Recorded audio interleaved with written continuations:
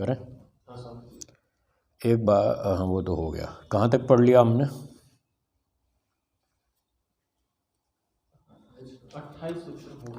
28 हो गया। आगे 29 की भूमिका। पूर्व पक्षी कहता है यदुक्तम इंद्रियार्थ सन्निकर्ष ग्रहणम कार्यम न आत्ममनसोः सन्निकर्षस्य इति कस्मात्। पूर्व पक्षी कह रहा है सिद्धांति ने जो ये कहा था कि इंद्रियार्थ सन्निकर्ष का ही परिभाषा में ग्रहण करना चाहिए, आत्म मन सन्निकर्ष का नहीं ग्रहण करना चाहिए, ऐसा जो आपने कहा था, और फिर ये कहा कि सुप्त व्यासक्त मनसाम इंद्रियार्थयो सन्निकर्षस्य ज्ञान निमित्तत्वात्, सोए और व्यस्त मन वाले व्यक्ति के इंद्रियार्थ सन्निकर्ष का ज्ञान कारण होने से, सोए और आसक्त मन वाले व्यक्ति का जो ज्ञान का कारण था वो इंद्रियार्थ सन्निकर्ष था।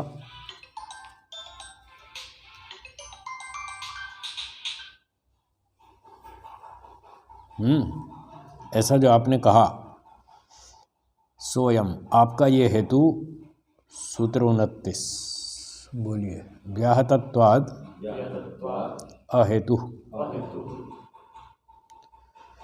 आपका ये हेतु ठीक नहीं है। पूर्व पक्षी ऐसा बोल रहा है, ये सूत्र पूर्व पक्ष की तरफ से है। व्याहतत्वाद क्योंकि इसमें विरोध है, कंट्राडिक्शन है, इसलिए आपका ये हेतु ठीक नहीं है। आपकी बात में क्या विरोध है? भाष्यकार बता रहे हैं, यदि तावत क्वचिद आत्ममनसोः सन्निकर्षस्य ज्ञान कारणत्वं नेष्यते, यदि कहीं पर आत्मा और मन का सन्निकर्ष ज्ञान का कारण आपको स्वीकार नहीं है, आप कह रहे इंद्रियार्थ सन्निकर्ष ही कारण है, आत्मा मन का सन्निकर्ष कारण नहीं है। यदि ऐसी बात है कि आत्मा और मन का सन्निकर्ष आपको कारण के रूप में स्वीकार नहीं है, तदा युगपद ज्ञानानुत्पत्तिर्मनसम मनसोलिंगम इति व्याहन्येत। तो इस बात से टकराव होगा। आपने कहा था कि मन का लक्षण है जो एक साथ अनेक ज्ञान उत्पन्न नहीं कर सकता। अगर जब उसका कोई सन्निकर्ष कारण ही नहीं है तो फिर ये क्यों बोल रहे हैं कि ज्ञान उत्पत्ति, मन एक साथ अनेक ज्ञान उत्पन्न नहीं कर सकता। एक तरफ आप कह रहे हैं कि मन ज्ञान उत्पन्न करता है, पर अनेक ज्ञान एक साथ नहीं करता, बारी बारी से करता है। एक तरफ तो आप ये कह रहे हैं, दूसरी तरफ कह रहे हैं आत्मा और मन का सन्निकर्ष चाहिए नहीं। तो ये तो आपकी बात में टकराव है। यदि आत्मा और मन का सन्निकर्ष नहीं चाहिए तो मन को फिर ज्ञान उत्पत्ति में कारण क्यों बता रहे? यदि मन ज्ञान उत्पत्ति में कारण है तो ये क्यों कह रहे हैं कि उसकी आवश्यकता नहीं है? इसलिए दोनों बातों में आपकी टकराव है, ठीक नहीं है आपकी बात। न इदानीम मनसः सन्निकर्षम इंद्रियार्थ सन्निकर्षोपेक्षते,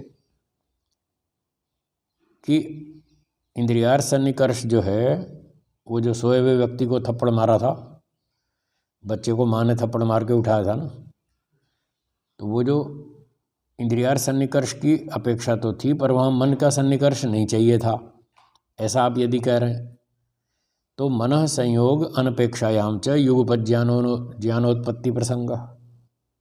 यदि मन के सन्निकर्ष की आवश्यकता नहीं है तो फिर अनेक ज्ञान एक साथ हो जाएंगे, ये दोष आएगा।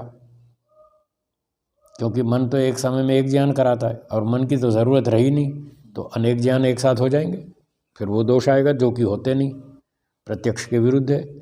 अनेक ज्ञान एक साथ नहीं उत्पन्न होते।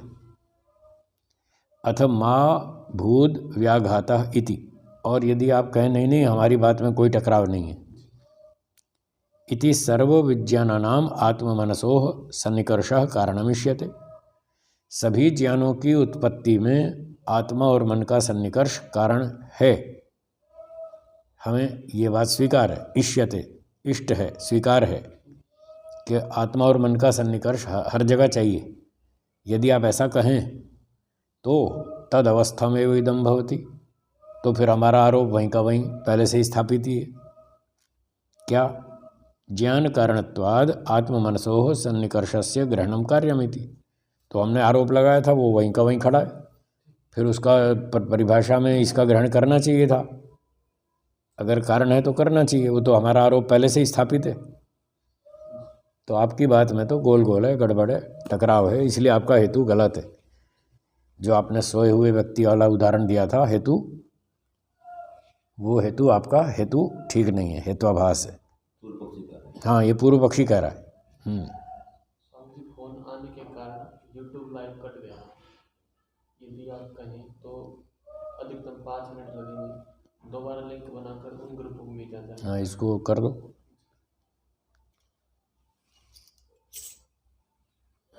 हमारा योग थोड़ा सा वीडियो बंद हो गया यूट्यूब वाला, इसलिए उसको दोबारा सेट कर रहे हैं, तो 2-4 मिनट लगेंगे। तब तक किसी को कोई प्रश्न पूछना हो तो बोलिए, समय का लाभ उठाएंगे।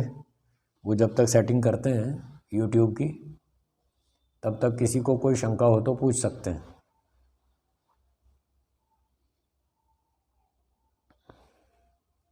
हाँ बोलिए रत्ना बहन जी, बोलिए बोलिए। हम्म हम्म हम्म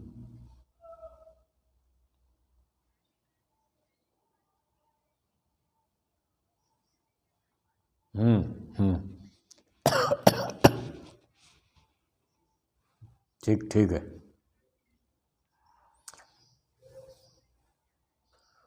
वो असल में सूत्रकार ने अपने हिसाब से किया था, भाष्यकार ने उसी बात को एडवांस में कह दिया।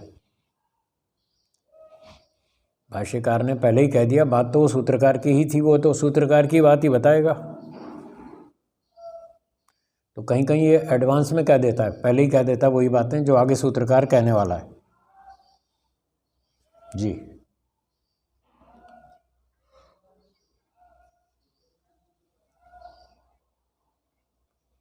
उन्हीं के सूत्रकार के, वो उन्हीं की बात कहते हैं, अपनी कोई बात नहीं कहते। भाष्यकार सूत्रकार की ही बात कहते हैं, कभी आगे कह एडवांस में कह देते हैं, कभी सूत्र के बाद कह देते हैं, ऐसा है। जी धन्यवाद धन्यवाद। और किसका प्रश्न है, बोलिए। दो हाथ और भी हैं। और किसका है प्रश्न, बताइए। जी जी बोलिए बोलिए।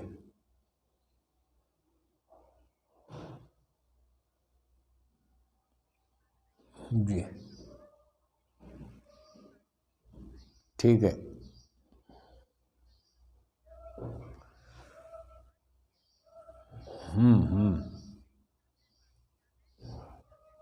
ठीक है।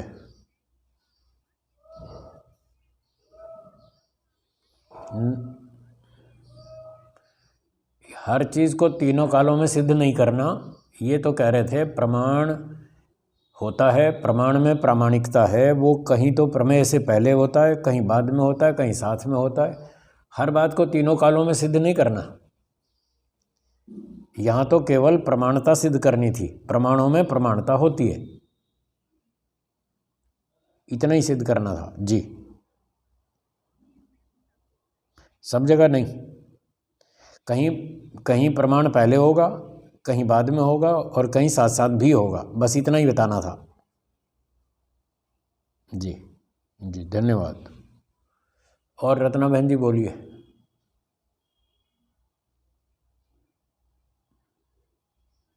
हम्म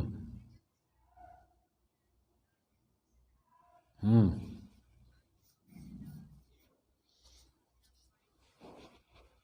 हम्म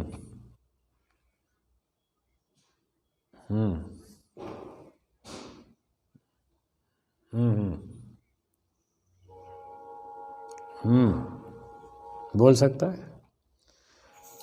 उसका उत्तर ये है कि जब जब हम ये कहेंगे कि आपका पक्ष और हमारा पक्ष दोनों स्थापित हैं, जब सिद्धांती ये बात कहेगा तब वो पूर्व पक्षी कह सकता है। सिद्धांती ने तो ये बात कही नहीं कि हमारा और आपका दोनों स्थापित हैं, सिद्धांती ने तो कही नहीं, ये तो पूर्व पक्षी ने कही।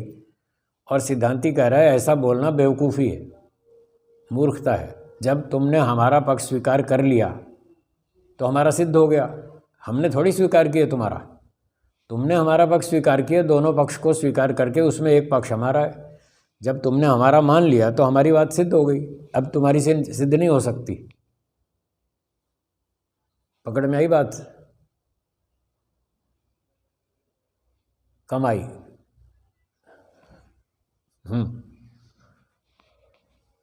हाँ ना, हमने हमारी बात, ये निग्रह स्थान है। जब हमारा सिद्ध हो चुका है तो तुम हमारा खंडन कर ही नहीं सकते।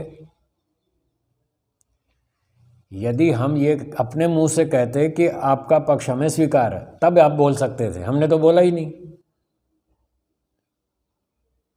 हमने आपका पक्ष कब माना? हमने तो माना ही नहीं। आपने हमारा माना तो हमारा सिद्ध हो गया। यही बुद्धिमत्ता है, यही सावधानी रखनी है बात करने में। आदमी जरा भी एक शब्द इधर उधर किया तो पिट जाएगा, मार खा जाएगा वो। इसलिए बहुत नाप तोल के बोलना पड़ता है। यही सिखा रहे हैं यहाँ। Mind your words. बोलने से पहले बहुत ध्यान से सोचें कि हम क्या बोल रहे हैं। हम जो बोल रहे हैं, एक एक शब्द का बहुत महत्व होता है। एक भी शब्द गलत बोल दिया तो हार जाएंगे आप। एक आदमी ने कहा कि आप बहुत गुस्सा करते हैं। दूसरे ने जवाब दिया, आप मुझसे 4 गुना करते हैं। तो यही समझाना चाहते हैं, ये नहीं बोलना था आपको मुझसे 4 गुना करते हैं। मतलब आपने उसका आरोप स्वीकार कर लिया, हाँ मैं गुस्सा करता हूँ, तो आप तो हार गए। उसका आरोप तो सिद्ध हो गया कि आप गुस्सा करते हैं। आपको ये सिद्ध करना था मैं गुस्सा नहीं करता हूँ, आपको ये सिद्ध करना था, तो आप जीतेंगे। अगर आपने ये कह दिया आप तो मुझसे 4 गुना करते हैं, वो 4 गुना करे या 20 गुना करे, आप तो हार गए। आप तो दोषी सिद्ध हो ही गए। इसलिए आपको सावधान रहना है। ये कभी नहीं कहना कि आप मुझसे 4 गुना गुस्सा करते हैं। ये निग्रह स्थान है, ये गलत उत्तर है।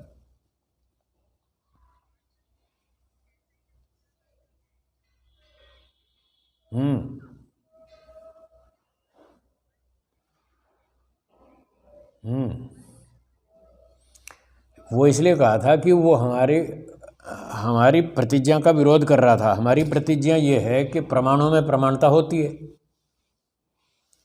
तो उसका पक्ष क्या बना? प्रतिपक्षी का नहीं होती। प्रमाणों में कोई प्रमाणता नहीं है, कोई शक्ति नहीं है, वो कुछ नहीं कर सकते। ये पक्ष बना ना। तो हम कहेंगे जब आपका पक्ष ये है कि प्रमाणों में शक्ति होती ही नहीं, तो आप हमारा खंडन क्या कर रहे हैं? आप हमारा खंडन कैसे करेंगे जब उसमें शक्ति तो है ही नहीं? जब प्रमाणों में प्रमाणता होती ही नहीं तो आपके खंडन में भी कोई ताकत नहीं है। जब आपके खंडन में कोई ताकत नहीं है तो हमारा खंडन कैसे होगा? नहीं होगा। हमारा तो स्थापित है। इस तरह हम जीत जाएंगे। तो ये समझाना चाहते हैं टेक्निक कि बोलने वाला कैसे बोलता है, उसको बहुत सावधानी से बोलना है।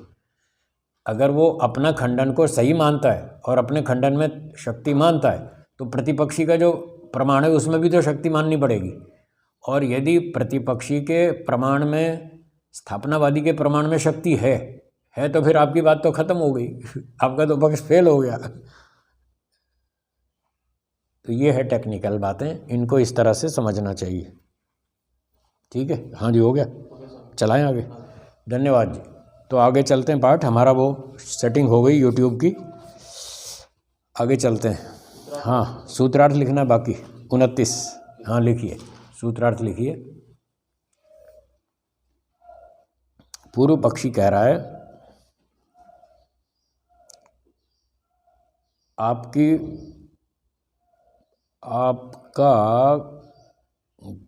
क्या लिखेंगे? व्याहतत्वाद हेतु। आपका कथन ठीक नहीं है। आपका कथन ठीक नहीं है क्योंकि आपके कथन में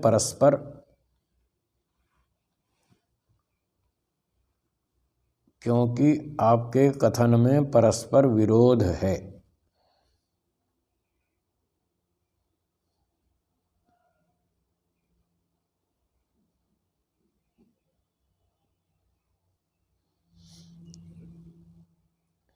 ठीक है।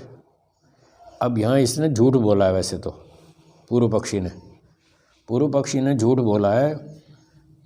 पूर्व पक्षी ने कहा है कि आप यूँ कह रहे हैं कि आत्मा और मन का सन्निकर्ष कारण नहीं है।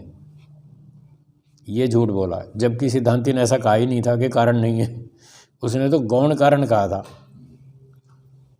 है ना। हाँ माता जी आपका माइक म्यूट कर दीजिए, अनुराधा माता जी माइक म्यूट कर दीजिए आपका। हाँ ठीक है, धन्यवाद। सिद्धांति ने कहा था कि आत्मा और मन का सन्निकर्ष गौण कारण है, निषेध नहीं किया था, और ये झूठा आरोप लगा रहा है पूर्व पक्षी कि आप कह रहे हैं कारण नहीं है। गड़बड़ है ना, बस तो ऐसे पकड़नी चाहिए गड़बड़। अब सिद्धांति उत्तर देगा इसका, सूत्र 30 बोलिए। न अर्थ विशेष प्राबल्यात। सिद्धांति भाष्यकार, नास्ति व्याघातः, हमारे कथन में व्याघात नहीं है, कोई कंट्रडिक्शन नहीं है, कोई विरोध नहीं है।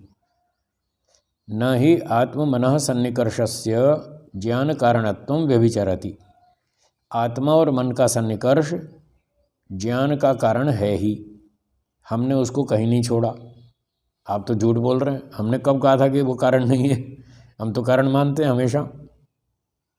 इसलिए आप जो हम पर आरोप लगा रहे हैं वो झूठा आरोप है, हमने ऐसा नहीं कहा कि वो कारण नहीं है। ज्ञान का कारण है, हर जगह वो कारण है, वो कहीं भी ज्ञानोत्पत्ति में कारण नहीं छूटता, स्वीकार है वो हर जगह। बस इतनी बात थी। इंद्रियार्थ सन्निकर्षस्य प्राधान्यम उपादीयते, हमने तो ये कहा था इंद्रियार्थ सन्निकर्ष प्रधान है, वो मुख्य कारण है, ये गौण कारण है। हमने कब छोड़ा उसको, कभी नहीं छोड़ा, इसलिए व्याघात नहीं है। अर्थ विशेष प्राबल्याधि सुप्त व्यासक्त मनसाम ज्ञानोत्पत्तिरेकदा भवति, कभी कभी एकदा, कभी कभी अर्थ विशेष की प्रबलता से सोए हुए और किसी काम में लगे हुए मन वाले व्यक्ति का ज्ञान उत्पन्न होता है। कभी कभी ऐसा होता है, जब ऐसा होता है तो उसमें इंद्रियार्थ सन्निकर्ष की प्रधानता होती है, आत्मा और मन का सन्निकर्ष गौण होता है। हमने तो ये कहा था, इसमें कोई टकराव नहीं है। जो पहले कहा था वही अब भी कह रहे हैं, हम अपनी बात पर स्थिर हैं, हमने अपनी बात बदली नहीं, इसलिए हमारी बात ठीक है। अर्थ विशेष जो सूत्र में है ना, अर्थ विशेष प्राबल्यात, तो अर्थ विशेष शब्द से क्या तात्पर्य है उसको बता रहे हैं। कश्चिदेव इंद्रियार्थः, 5 इंद्रियों में से कोई भी विषय हो उसका नाम अर्थ विशेष है। रूप रस गंध शब्द स्पर्श कोई भी हो सकता है। तस्य प्राबल्यम, उसकी प्रबलता क्या है, तीव्रता पटुते, उसका जो तीव्र आक्रमण है वो उसको अर्थ प्राबल्यम कहते हैं। उसकी ताकत, जोरदार ताकत, जोरदार हमला। जैसे पहले उदाहरण दिया था, थप्पड़ मारा था, वो स्पर्श था, तीव्र स्पर्श था, और जोर से धमाका हुआ, बम फूटा, ये तीव्र ध्वनि का आक्रमण था, तो ये है प्राबल्यम। तच्च अर्थ विशेष प्राबल्यम इंद्रियार्थ सन्निकर्ष विषयम, जब वो रूप रसगंध किसी भी शब्द आदि पर उसका गुण का, अर्थ का तीव्र आक्रमण होगा तो वो इंद्रियार्थ सन्निकर्ष का विषय है, क्योंकि अर्थ जो है वो अटैक तो इंद्रिय पे करेगा। ध्वनि होगी तो कान पे हमला करेगी, उसका विषय है, और स्पर्श होगा तो त्वग इंद्रिय पे हमला करेगा। वही इंद्रियार्थ सन्निकर्ष की प्रधानता का मतलब है कि जो अर्थ है वो जोर से आक्रमण करेगा तो इंद्रिय पे ही करेगा, उसका कनेक्शन तो इंद्रिय से होता है, वो इंद्रियार्थ सन्निकर्ष का विषय है। न आत्म मनसोह सन्निकर्ष विषयम, वो आत्मा और मन के सन्निकर्ष का विषय है ही नहीं, वहाँ तक अर्थ सीधा पहुँचता ही नहीं, ठीक है ना। तस्माद इंद्रियार्थ सन्निकर्ष प्रधानमिति, इसलिए इंद्रियार्थ सन्निकर्ष मुख्य कारण है, और मुख्य ही हमने बताया था। और आत्मा और मन का सन्निकर्ष गौण कारण है, वही बताया था, हमने छोड़ा थोड़ी है। इसलिए आप झूठ मत बोलो। पूर्व पक्षी ऐसे झूठ बोलता है, आरोप लगाता है, उल्टा सीधा बोलता है, जो उसने कहा नहीं वही आरोप लगा देता है। और है क्या भाष्य है? चलो आगे पढ़ते हैं। असति प्रणिधाने संकल्पे च असति, जब व्यक्ति प्रणिधान नहीं करता, संकल्प नहीं करता, प्रणिधान मतलब वो सोया था ना तो निश्चय करके सोया था सुबह 4 बजे उठना है, 4:30 उठना है, 4 उठना है ताकि ट्रेन पकड़ सकूं, जब ऐसा नहीं किया उसने, और संकल्प भी नहीं किया कि मैं अभी देखूं कुकर की सीटी बज रही कि नहीं बज रही, ऐसा संकल्प भी नहीं किया। यानी सोते हुए और जागते हुए दोनों समय जब ये काम नहीं किया उसने, तो सुप्त व्यासक्त मनसाम यद इंद्रियार सन्निकर्षाद उत्पद्यते ज्ञानम, सोए हुए और किसी काम में लगे हुए मन वाले व्यक्ति का जो इंद्रियार सन्निकर्ष से ज्ञान उत्पन्न होता है, तत्र मन संयोगोपि कारणम, वहाँ मन का संयोग भी कारण है।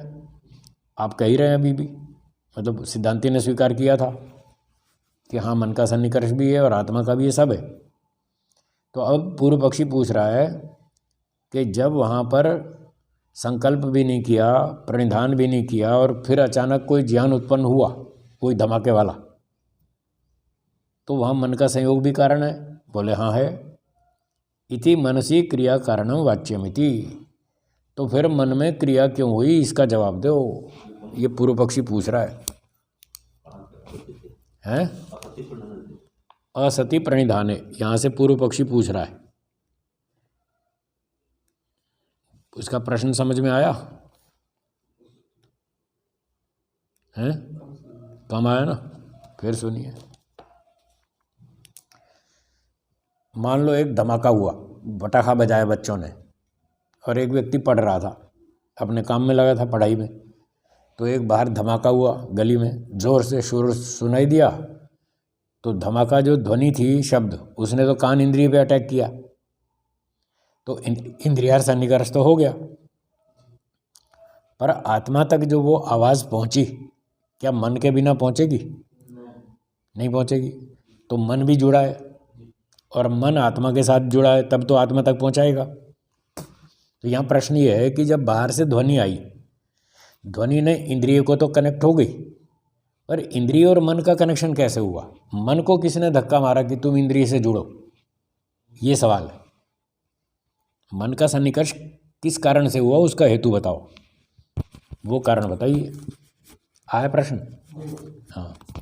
तो अब सिद्धांती इसका उत्तर देगा कि मन में क्रिया क्यों हुई, वो क्यों इंद्रिय से जुड़ा, किस कारण से जुड़ा, वो कारण बताएंगे। यथैव ज्ञातुः खलु अयम इच्छा जनितः प्रग्रहः मनसः प्रेरकः आत्मगुण। सिद्धांती उत्तर दे रहा है कि जैसे ज्ञाता चेतन आत्मा, उस आत्मा का अयम इच्छा जनितः, इच्छा से उत्पन्न होने वाला, प्रग्रह प्रयत्न, आत्मा के लक्षणों में प्रयत्न भी है एक गुण, इच्छा द्वेष प्रयत्न, ये प्रग्रह का मतलब प्रयत्न गुण। जैसे आत्मा का ये प्रयत्न गुण है, जो आत्मा कर्म करता है तो पहले प्रयत्न करता है, फिर उससे हाथ पैर में कर्म होते हैं, मन में कर्म होते हैं, तब आगे सारी क्रियाएं चलती हैं शरीर वाणी आदि की। तो आत्मा प्रयत्न करता है, उस प्रयत्न के कारण मन में क्रिया होती है। ठीक है। तो सवाल था ना कि मन में क्रिया क्यों हुई, वो मन में क्रिया कैसे हुई जो कि इंद्रिय से जुड़ गया और उसने ध्वनि को पकड़ के आत्मा तक पहुंचा दिया। तो उत्तर दे रहे हैं आत्मा से क्रिया हुई। आत्मा का एक प्रयत्न गुण है। अब पंक्ति पूरी सुनिए। यथैव ज्ञातु खलु अयम इच्छा जनितः प्रग्रहः, जैसे आत्मा का एक प्रयत्न गुण है जो इच्छा से पैदा होता है। मनसः प्रेरकः आत्मगुणः, वो मन का प्रेरक है, वो आत्मा का गुण है। एवं आत्मनि गुणांतरम सर्वस्य साधकम प्रवृत्ति दोष जनितम अस्ति, एक और गुण भी है वो दूसरा। जब वो प्रणिधान करेगा तब तो वो प्रयत्न करेगा अपनी इच्छा से, जब संकल्प करेगा तो भी अपनी इच्छा से प्रयत्न करेगा, वो तो उस क्षेत्र की बात है। पर यहाँ तो वो प्रणिधान भी नहीं किया, संकल्प भी नहीं किया, और फिर भी ध्वनि ने आके शब्द पर कान पर अटैक किया। तो इस केस में एक और दूसरा गुण है जो मन में क्रिया को उत्पन्न करता है, वो सुनिए। एवं आत्मनि गुणांतरम, एक इसी प्रकार से प्रयत्न के तुल्य एक और गुण है आत्मा में। वो क्या है? सर्वस्य साधकम, वो सारे काम करता है। सारे कार्यों को सिद्ध करने वाला है। प्रवृत्ति दोष जनितम अस्ति, वो प्रवृत्ति और दोष के कारण उत्पन्न होता है, वो है अदृष्ट गुण। अदृष्ट प्रवृत्ति क्रिया, दोष राग द्वेषवादी की भावना। तो प्रवृत्ति दोष जनितो अर्थफलम, प्रवृत्ति और दोष से कर्म का फल उत्पन्न होता है। अब एक व्यक्ति ने यज्ञ किया, ये क्रिया हो गई, और अपनी कल्याण की भावना से यज्ञ किया कि मेरा कल्याण हो, मेरी उन्नति हो, इस भावना से यज्ञ किया, ये भावना हो गई दोष। तो दोनों से मिलाकर उसने यज्ञ संपन्न कर लिया, पूर्णाहुति हो गई, हवन खत्म हो गया, पर फल तो मिला नहीं। फल तो कब मिलेगा? अगले जन्म में मिलेगा। स्वर्ग कामो यजेत, तो स्वर्ग तो अगले जन्म में मिलेगा। क्रिया समाप्त हो गई, फल अभी मिला नहीं। तो इन दोनों के बीच में जो चीज़ रहती है उसका नाम है अदृष्ट, जिसको हम चालू भाषा में संचित कर्म कहते हैं। क्रियमाण कर्म तो खत्म हो गया, पूर्णाहुति हो गई, उसके बाद वो बन गया संचित कर्म। इस संचित कर्म का नाम अदृष्ट गुण है। तो ये आत्मा का दूसरा गुण है।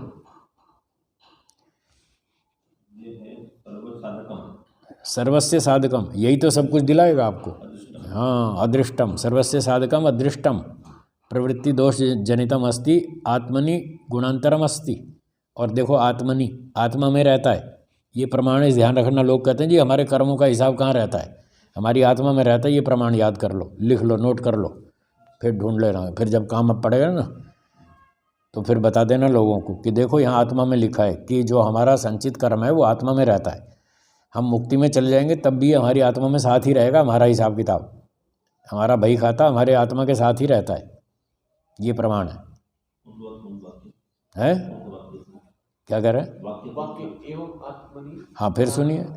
एवं इसी प्रकार से जैसे आत्मा का गुण है प्रयत्न, उसी प्रकार से एक दूसरा गुण भी है आत्मनि, वो आत्मा में रहता है, वो भी आत्मा का गुण है।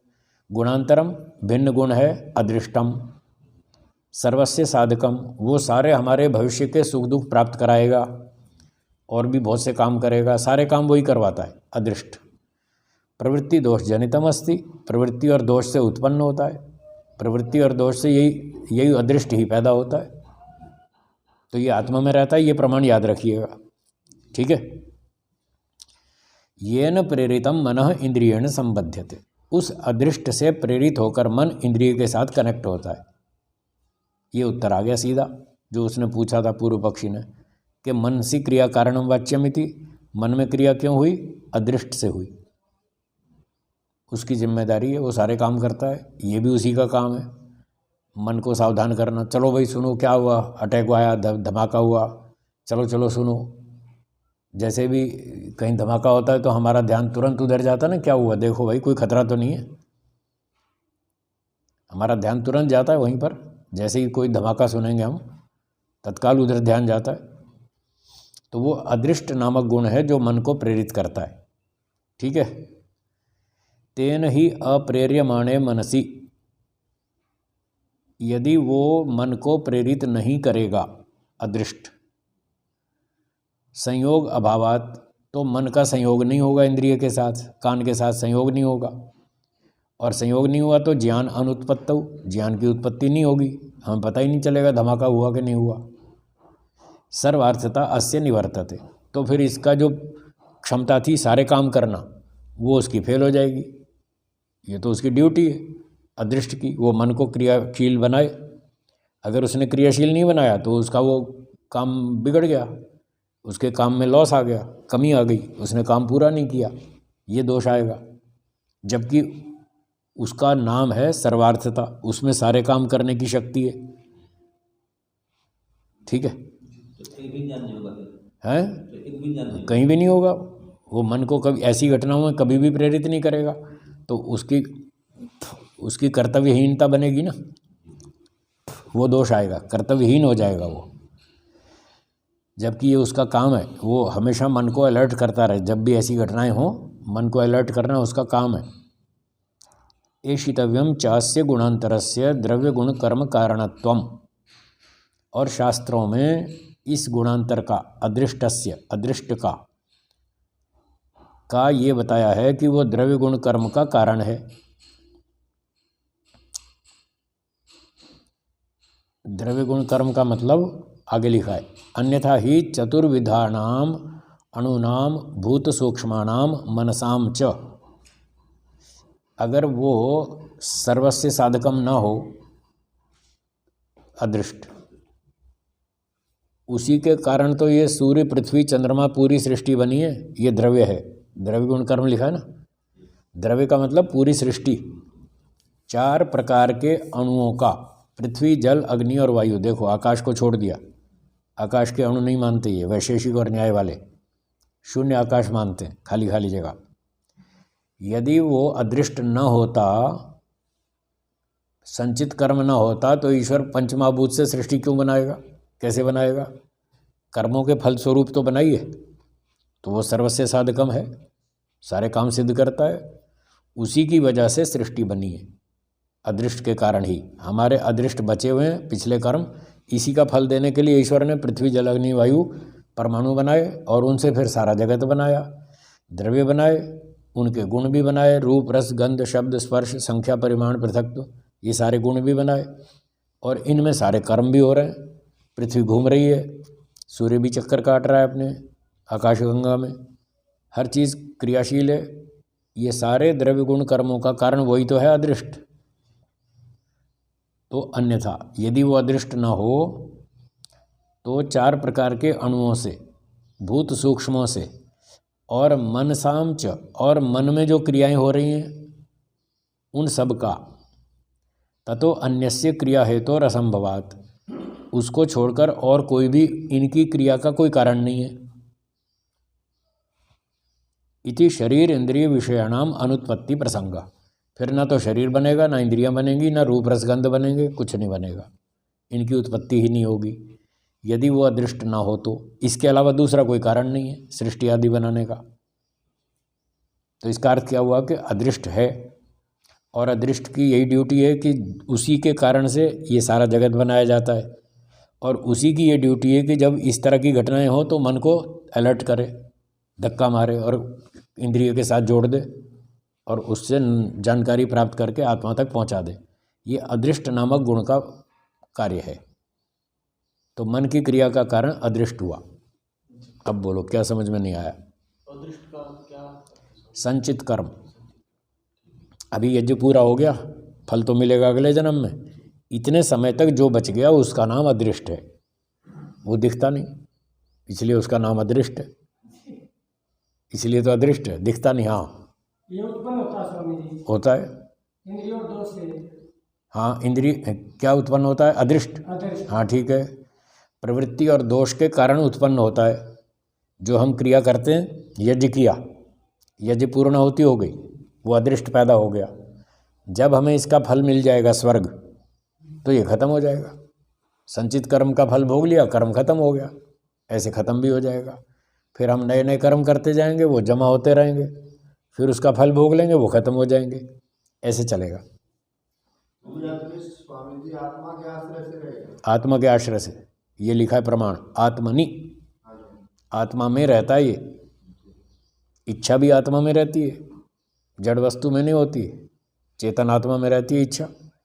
प्रयत्न भी आत्मा का ही गुण है, और ये अदृष्ट भी आत्मा का गुण है, आत्मा में रहता है। ये यहाँ प्रमाण साफ लिखा है, सप्तमी लिखी है, आत्मा में ही रहता है। ये जो स्वामी जी एक बार मैंने आपसे प्रश्न किया था, वैसे सिक्का था उसमें, तो उसने कहा था, तो यही कहा था उसने, भाई ये अपने आप जैसे भेड़ों में ये जाकर उसी को पकड़ लेता है, तो ये ऐसे वैसे सिक्का में मिला था। हाँ कोई चर्चा आई होगी कि कर्म के हिसाब से हमको उसका फल मिलता है। हाँ जी ठीक बात। हाँ जी हो गया। सूत्रार्थ लिखिए 30वां। सिद्धांति कह रहा है, आपकी बात ठीक नहीं है। पूर्व पक्षी को बोल रहा है, आपकी बात ठीक नहीं है। हमारी बात में कोई विरोध नहीं है, हमारी बात में या हमारे कथन में कोई विरोध नहीं है।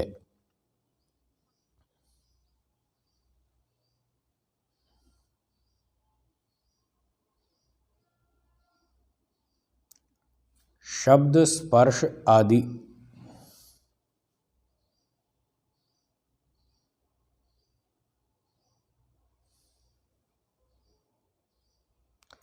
शब्द स्पर्श आदि अर्थों के तीव्र आक्रमण से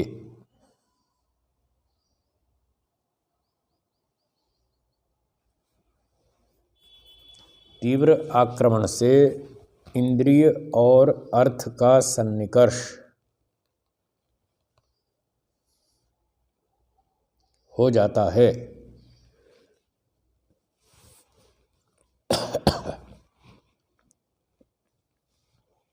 इंद्रिय और अर्थ का सन्निकर्ष हो जाता है। वही प्रत्यक्ष प्रमाण का मुख्य कारण है। प्रत्यक्ष ज्ञान की उत्पत्ति का, वही प्रत्यक्ष ज्ञान की उत्पत्ति का मुख्य कारण है।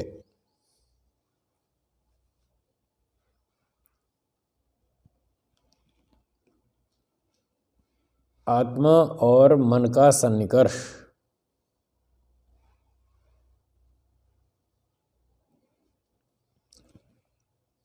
उस ज्ञान की उत्पत्ति का, आत्मा और मन का सन्निकर्ष उस ज्ञान की उत्पत्ति का गौण कारण है।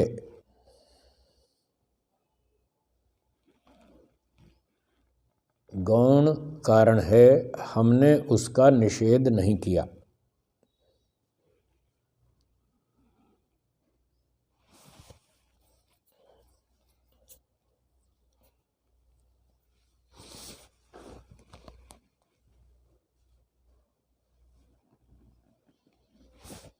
ठीक है,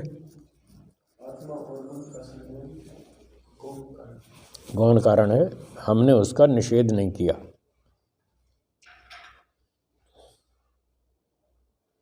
ठीक है, चलें आगे। स्वामी जी कर्म फल भी कह सकते हैं? अदृष्ट को। हाँ, वो संचित कर्म है अभी, वही हमको आगे फल देगा। शरीर बनाएगा, इंद्रियां बनाएगा, पंचमहाभूत बनवाएगा, उसी की वजह से ये सब बनेगा। वो फल नहीं है, वो कर्म है अभी।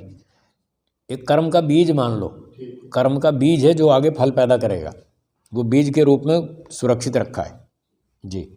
स्वामी जी, जैसे हमने यज्ञ किया, इसका संस्कार पड़ेगा स्वामी मन पर और आत्मा पर। हाँ, और परमात्मा को भी स्वामी जी इसका पता चलता है। हाँ, उसके पास भी एक कॉपी है, रिकॉर्ड रहता है उसके पास भी। 3 होगी स्वामी, 3 हो गई, एक परमात्मा के पास, एक आत्मा में, एक मन में। और स्वामी जी प्रलय हो गई और हम मुक्त नहीं हो पाए। हाँ, तो मन तो हमारा नष्ट हो गया, उसके संस्कार भी नष्ट हो गए, खत्म हो गए। अब एक कॉपी परमात्मा के पास, हाँ, एक हमारे पास, एक हमारे पास। हमारी दबी हो गई। आगे जब नया मन देगा तो उसमें कॉपी पेस्ट कर देगा, एक कॉपी पेस्ट कर देगा, एक जीरोक्स कॉपी डाल देगा उसमें, हो गया। फिर हम चल पड़ेंगे उसी से, पिछला बैलेंस वो हमारी जेब में आ गया, उससे फिर हम अपना काम शुरू कर देंगे। ठीक है, आगे चलूँ? चलिए, तो ये प्रत्यक्ष वाली बात पूरी हो गई।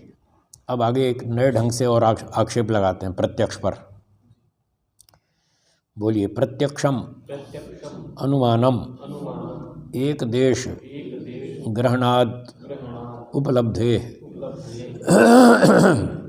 पूर्व पक्षी का सूत्र है, एक नया आक्षेप लगा रहा है। वो कह रहा है प्रत्यक्षम अनुमानम। सिद्धांती जी, आप जिसे प्रत्यक्ष कह रहे हो ये प्रत्यक्ष नहीं है, ये तो अनुमान है। ये प्रत्यक्ष नहीं है, ये तो अनुमान है, ऐसा आरोप लगाया। क्यों? एक देश ग्रहणाद उपलब्ध है, एक वृक्ष दिख रहा है सामने, वृक्ष में मान लो 2000 अवयव हैं, ठीक है, पर हमें तो सामने के 300 अवयव दिख रहे हैं, ऐसे गोल गोल, हम बिल्कुल फ्रंट वाले इतने जो दिख रहे हैं, यहाँ से यहाँ तक 300 अवयव दिख रहे हैं। अब 300 अवयव उसके पीछे हैं, जितना आधा दिख रहा है, आधा बैक साइड पर 300 वो हैं बाहर के 600, और बाकी 1400 उसके बीच में है तने के अंदर, वो कहाँ दिख रहे? पीछे के 300 नहीं दिख रहे, और 3, 6 और 1400 बीच वाले नहीं दिख रहे, 1700 अवयव तो दिख ही नहीं रहे। सिर्फ 300 ही तो दिख रहे हैं, तो 300 देखकर 1700 का हम अनुमान कर रहे हैं, तो ये प्रत्यक्ष थोड़ी हुआ, ये तो अनुमान हुआ। उसको देखकर हम बोलते हैं ये वृक्ष है, तो वृक्ष तो अनुमान से जाना जाता है, प्रत्यक्ष से नहीं। इसलिए ये प्रत्यक्ष मत बोलो, ये बोलो जो प्रत्यक्ष है वो अनुमान है। ये आरोप है पूर्व पक्षी का। आए समझ में? हाँ, ऐसे उलट सुलट बातें करता है ये। चलिए भाष्यम। यद इदम इंद्रियार्थ सन्निकर्षाद उत्पद्यते ज्ञानम वृक्ष इति। जो हम अपनी आँख से देखते हैं, सामने वृक्ष दिख रहा है, ये वृक्ष है, इंद्रियार्थ सन्निकर्ष से हमको ज्ञान हुआ। एतत् किल प्रत्यक्षम, सिद्धांति के हिसाब से वो प्रत्यक्ष है।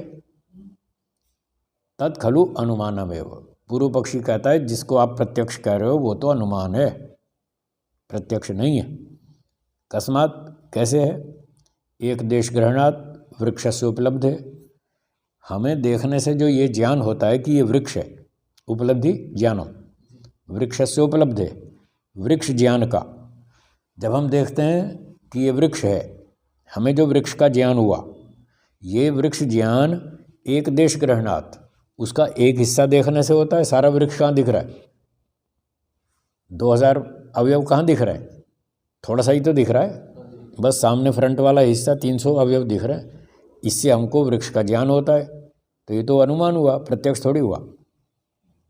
अर्वाग भागम अयम गृहीत्वा, अयम दृष्टा, ये देखने वाला व्यक्ति, अर्वाग भागम, सामने वाले हिस्से को, 300 अवयव जो सामने के हैं, वृक्षम उपलब्धते, उस 300 अवयवों को देखकर वृक्ष की जानकारी करता है और कहता है वृक्षोयम इति, ये वृक्ष है। न च एक देशो वृक्ष, ये जो इसका एक भाग दिख रहा है आगे वाला 300 अवयव, इतने का नाम वृक्ष थोड़ा ही है। सिर्फ सामने वाला हिस्से का नाम वृक्ष नहीं है, वृक्ष तो 2000 का नाम है, 2000 अवयव, और दिख रहे हैं 300। तत्र यथा धूमम गृहीत्वा वह्निम अनुमिनोति, तो जैसे अनुमान प्रमाण में व्यक्ति धुएं को देखकर अग्नि का अनुमान करता है, अग्नि तो दिख नहीं रही, उसका अनुमान होता है, ऐसे ही 300 अवयव देखकर वृक्ष का अनुमान होता है, तो ये तो अनुमान ही तो हुआ। तादृग एव तद्भवति, ये भी तो वैसा ही है, थोड़ा हिस्सा देखकर बाकी का अनुमान करते हैं। तो जिसे आप प्रत्यक्ष कह रहे हो, ये आँख से दिख रहा है वृक्ष, ये प्रत्यक्ष नहीं है, ये तो अनुमान है। बोलो जी, पंक्ति समझ में आई? तो ये भी वैसा ही है, वृक्ष को जो आप देख रहे हैं ये भी वैसा ही है जैसा धुआं देखकर अग्नि का अनुमान होता है, इसलिए इसको अनुमान कहना चाहिए, प्रत्यक्ष नहीं कहना चाहिए। ये पूर्व पक्ष का कथन हुआ। अर्वाग सामने वाला हिस्सा जो हमें आँख से दिख रहा है वो अर्वाग भागम, सामने वाला भाग, फ्रंट वाला जो दिख रहा है, ठीक है। अच्छा, सिद्धांति पूछता है किम पुनः गृह्यमाणाद एक देशाद अर्थांतरम अनुमेयम मन्यसे। अब इसका कोर्ट मार्शल करेगा सिद्धांति। वो कहता है पूर्व पक्षी जी, गृह्यमाणाद एक देशाद, वो दिखने वाले एक भाग से, 300 थे जिसमें अवयव, उस 300 दिखने वाले भाग से किम अर्थांतरम अनुमेयम मन्यसे, उससे अलग कौन सी वस्तु है जिसको आप अनुमेय कह रहे हैं? 300 वाला तो दिख ही रहा है, तो 300 के अलावा और क्या चीज़ बच गई जिसका आप अनुमान कर रहे हैं? 300 तो आँख से ही दिख रहे हैं, जो आँख से दिखता है वो प्रत्यक्ष है, 300 का तो प्रत्यक्ष ही हो रहा है, फिर अनुमान किसका कर रहे हो ये तो बताओ। अब दो पक्ष हो सकते हैं। एक पक्ष तो है अवयव समूह पक्ष, उसमें अवयवी को नहीं मानते। जो वृक्ष है वो 2000 अवयवों का एक झुंड है, एक बंडल है, उसका नाम वृक्ष है।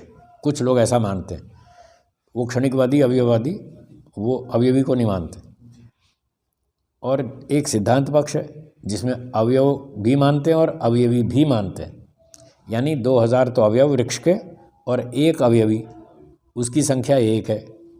हम जब वृक्ष को देखते हैं तो कहते हैं यह एक वृक्ष है, 2000 वृक्ष नहीं कहते हम, एक वृक्ष कहते हैं। अवयव 2000 है पर अवयवी तो एक ही है, तो जिसको हम एक बोलते हैं वो अवयवी है। तो सिद्धांत पक्ष है कि एक अवयवी भी है और 2000 अवयव भी हैं, इसका नाम वृक्ष है। सारे को मिला के इसको वृक्ष कहते हैं।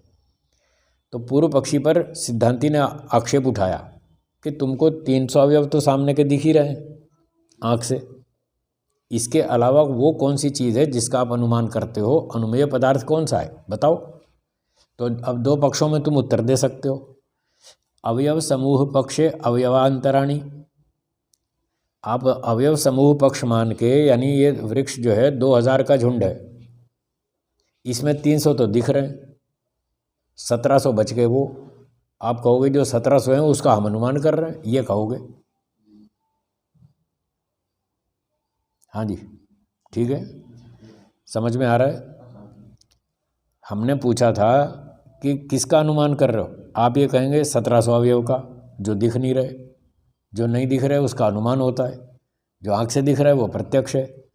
300 तो दिख रहे हैं, 1700 नहीं दिख रहे, हम 1700 का अनुमान करेंगे, आप ये उत्तर दोगे। और जहाँ दूसरा पक्ष है कि 2000 अवयवों के साथ एक अवयवी भी है वृक्ष में, वो पक्ष मानेंगे तो आपका उत्तर ये बनेगा द्रव्यांतरोत्पत्ति पक्षे। द्रव्यांतर माने अवयवी, अवयवी की भी उत्पत्ति हुई है इस वृक्ष में, ऐसा मानने पर इस पक्ष में तानी च अवयवी चाहिए थी। तानी मतलब 1700 अवयव और एक अवयवी, इन दोनों का अनुमान करेंगे। 1700 अवयव तो दोनों पक्षों में वो दिख ही नहीं रहे, वो तो दोनों पक्षों में अनुमानित होंगे 1700 अवयव, और अवयवी वाले पक्ष में एक अवयवी का भी अनुमान करेंगे, वृक्षोयम। ये उत्तर आपका बनेगा। चलो दोनों की परीक्षा कर लेते हैं कि आपका उत्तर दोनों पक्षों में ठीक बैठता है कि नहीं बैठता है।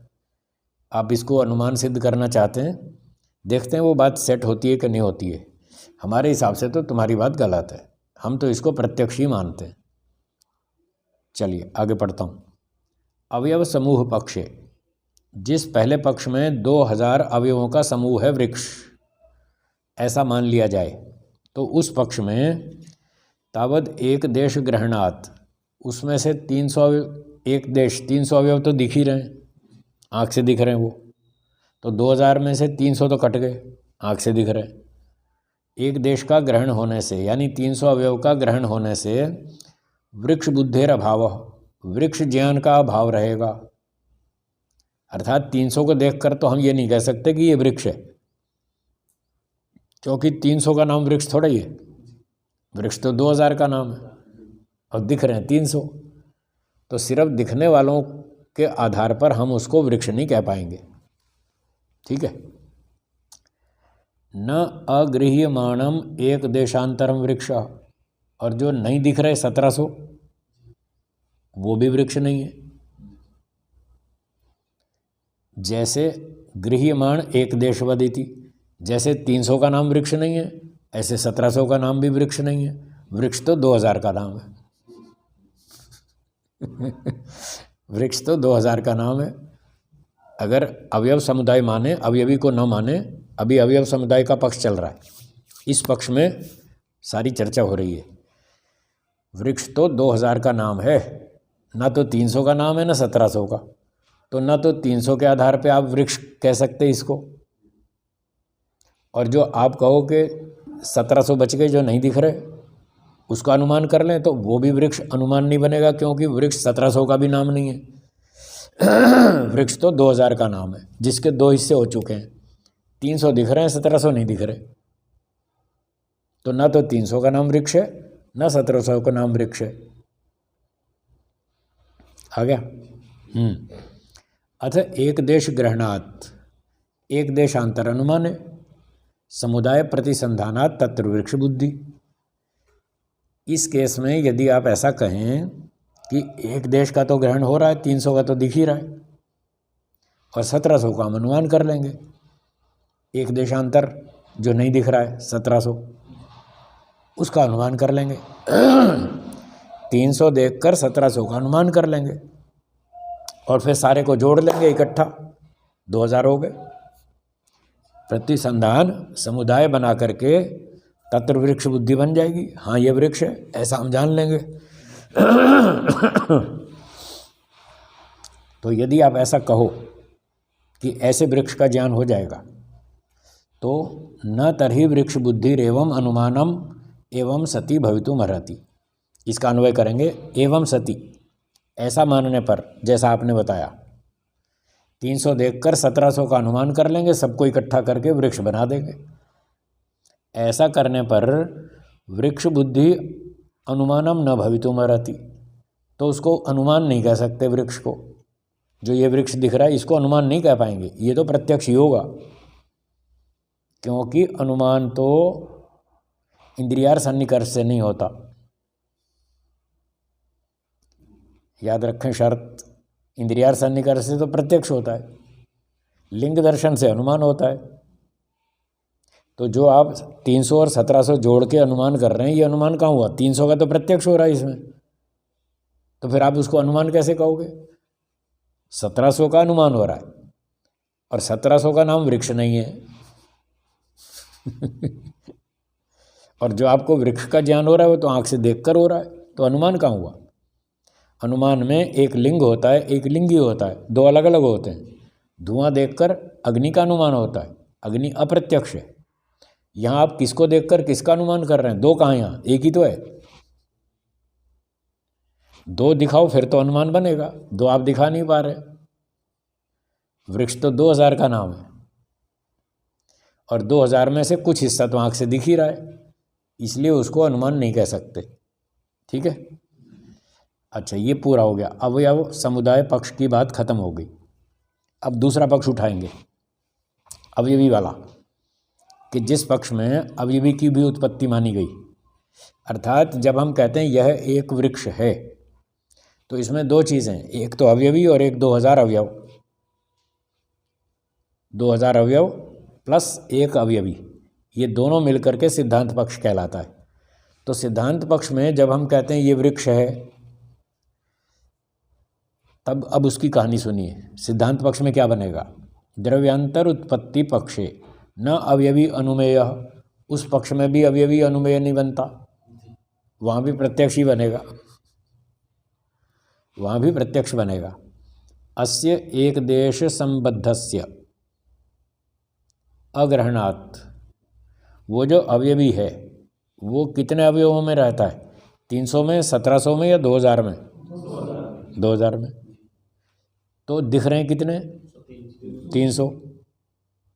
तो एक देश संबद्धस्य 300 तो दिख रहे हैं, और दूसरा भाग 1700, उसमें भी तो है ना संबद्ध अवयवी, 1700 में भी रह रहा है। और अग्रहणात् वो दिख नहीं रहा, क्योंकि 1700 नहीं दिख रहे तो उनमें रहता हुआ अवयवी भी नहीं दिख रहा, सिर्फ 300 वाला दिख रहा है। 1700 वाला तो दिख नहीं रहा क्योंकि अवयव नहीं दिख रहे। तो 1700 में जो विद्यमान अवयवी है उसके न दिखने से, ग्रहणे, उसके न दिखने से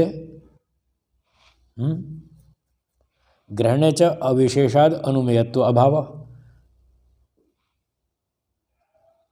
उसके न दिखने से वृक्षोयम ये ज्ञान नहीं हो सकता, ये वृक्ष है ये ज्ञान नहीं हो सकता, क्योंकि अवयवी तो 1700 में भी तो रह रहा है, जबकि वो दिख ही नहीं रहे। तो आप उसको ये वृक्षोयम ऐसे कैसे कहोगे? दिख तो रहा ही नहीं वो। अच्छा, अब ग्रहणे च, यदि आप कहो कि नहीं दिख रहा है, दिखता हुआ मानो, तो अविशेषाद अनुमेयत्व अभाव, तो फिर दिख रहा है तो फिर प्रत्यक्ष हुआ, अनुमान कहाँ हुआ? दिख रहा है, यदि 1700 में रहने वाला अवयवी भी दिख रहा है, आप ये कहेंगे कि भाई वो अवयवी तो एक ही है, वो तो 2000 में रह रहा है, 300 अवयव दिख रहे हैं, 1700 नहीं दिख रहे। तो जो 300 में अवयवी रह रहा है तो 300 तो दिख रहे हैं ना, और वो एक ही तो है जो दिख रहे हैं, जो नहीं दिख रहे हैं सब में एक ही तो है। चलो मान लेते हैं आपकी बात, सब में एक ही अवयवी है। वो जो एक अवयवी वृक्ष है वो 300 दिख रहे हैं अवयव, उसके आधार पे आप कहोगे ये तो दिख रहा है, तो जब दिख रहा है तो प्रत्यक्ष हुआ, अनुमान कहाँ हुआ? यहाँ भी फंस गया वो दोनों तरफ फंसा लिया सिद्धांती ने। तस्माद वृक्ष बुद्धिर अनुमानम न भवति, इसलिए जो हम पेड़ को देखकर कहते हैं वृक्षोयम, ये अनुमान नहीं है, ये प्रत्यक्ष ही है। तुम घोटाला मत करो, तुम प्रत्यक्ष को अनुमान थोप रहे हो कि ये अनुमान है, अनुमान नहीं है, वो प्रत्यक्ष है। भले ही 300 वाला थोड़ा सा ही टुकड़ा दिखता हो, 300 अवयव वाला टुकड़ा दिखता है तो भी वो प्रत्यक्ष ही माना जाएगा, अब अनुमान नहीं माना जाएगा, क्योंकि वहाँ अनुमेय पदार्थ वृक्ष से अलग नहीं है। ये हेतु है। आ गया समझ में? अनुमान में अनुमेय पदार्थ लिंग से अलग होता है, तो यहाँ अलग तो कोई है ही नहीं। जो दिख रहा है वो भी वृक्ष है, जो जितना टुकड़ा नहीं दिख रहा है वो भी वृक्ष है, तो एक ही तो है सारा। और जिसको हम आँख से देखकर बोल रहे हैं ये वृक्ष है, वो तो इंद्रियार सन्निकर्षोत्पन्नम ज्ञानम, इसलिए वो प्रत्यक्ष है। वैसे ये उत्तर सिद्धांति को अभी अगले सूत्र में देना है। भाष्यकार बहुत चालाक है, चतुर है, उत्साही है, इसलिए एडवांस में उसकी खिंचाई कर देता है पूर्व पक्षी की। यहाँ भी ऐसा ही किया, ये सब एडवांस में बोल दिया, आगे चल के सूत्रकार इसको बोलेगा, फिर उसको आगे कहना चाहिए था, और ये उत्साही होने से पहले एडवांस में कह देता है। कोई बात नहीं, हमको तो समझना है, जैसा भी लिखा है उसको समझना है, पहले कह दो बाद में कह दो, उससे कोई फर्क नहीं पड़ता। सूत्रार्थ लिखिए, पूर्व पक्षी का है, पूर्व पक्षी कह रहा है जिसे आप प्रत्यक्ष कहते हैं,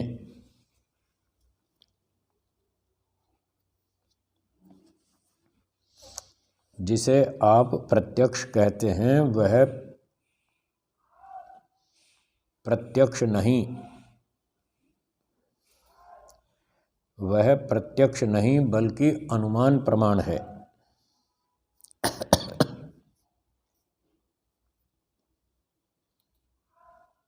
वह अनुमान प्रमाण है।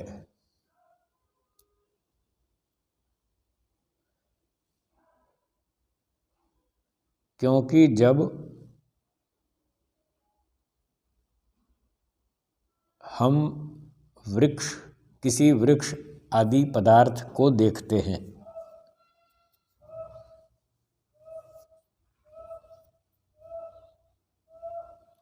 क्योंकि जब हम किसी वृक्ष आदि पदार्थ को देखते हैं तो हमें वृक्ष का सामने वाला कुछ भाग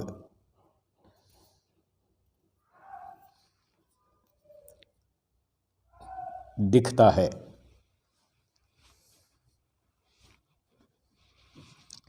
कुछ भाग दिखता है, बाकी वृक्ष का तो ज्ञान, बाकी वृक्ष का तो ज्ञान हमें अनुमान प्रमाण से ही होता है।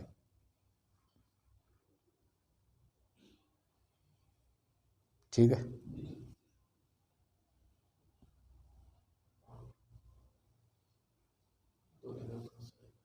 हो गया ना? चलो बाकी फिर कल पढ़ेंगे, आज इतना ही है।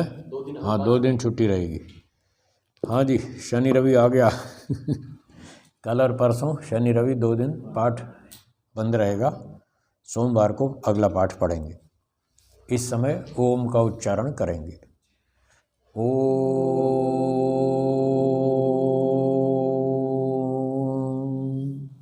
सर्वेभ्यो नमः।